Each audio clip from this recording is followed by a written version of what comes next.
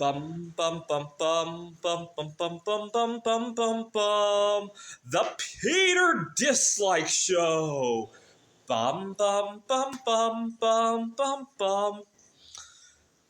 2 nights ago, on New Year's Eve, I had sent an email to ask for a big favor, and I confided with an old high school classmate of mine about it, and he mentioned how professional I had been in the email.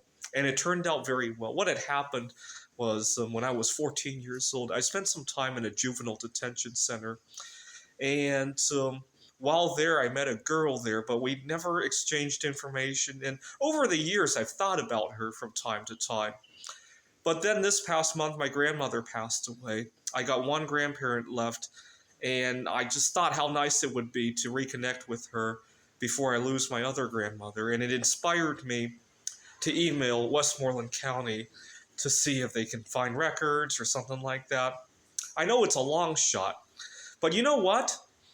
It was very fun to think about how to compose that email. And I sent it, and my friend commented on how professional that email had been. Now, here's the thing.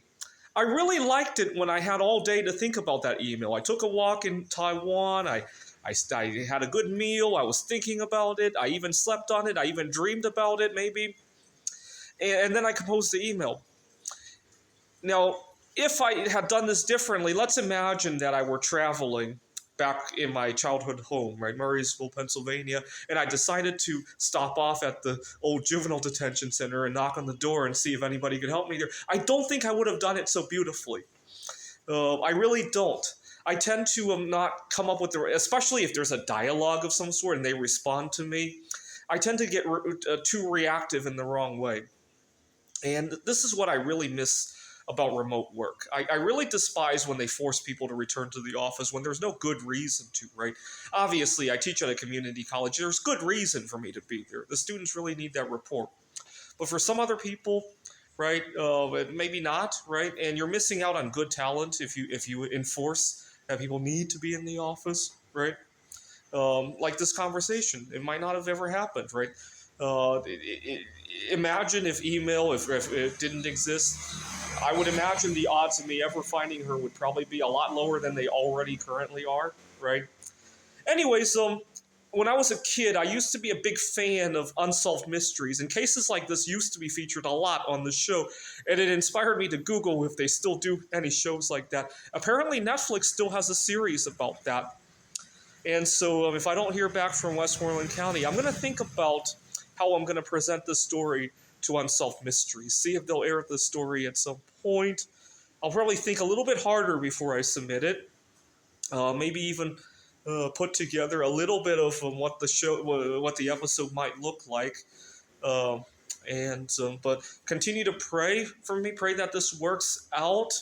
I mean, the girl, she would be almost 40 years old today, but likely has a family. But you know what? I'd still like to thank her for the inspiration she has brought over the years, right?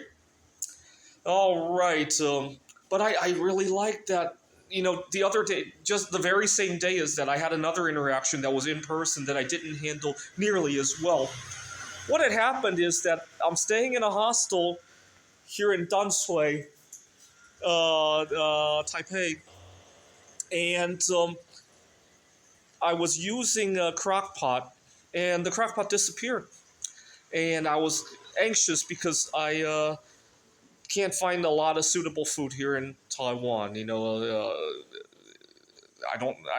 there's one or two restaurants that work for me, but I like to have a variety. And so I went to ask the staff of the hostel, and I got a little bit edgy as I was making the discussion. I had to pull myself away from the discussion. And you guys saw. Then I took a tour to the roof of the hostel. And I tend to not react properly when I hear something unexpected or something that I don't want to hear. Or if I hear something too good and I get too excited. And I tend to not hide my emotions very well. Let's say later tonight, Westmoreland County responds to me. They don't want to help me, or they've located the girl. Do you want to see her on Friday? And the email comes, right? And I get time to think about it, right? Um, Imagine I go to the let's play it a different way, right? I had visited the old juvenile detention center, and they say, "Oh, you know what? That girl is actually our great grandniece, and she lives like 2 blocks away." Oh my god! I get back into my car and I drive there, and I'll totally mess that up, right? In an email, I get time to digest it, and I just like that. And I need to figure out a way to give myself time, even when it's in person, right? Like the other day at the hostel, going up to the roof and taking a few photos, recording a Peter Dislike show. And by the time I get downstairs again, it's not a big deal anymore.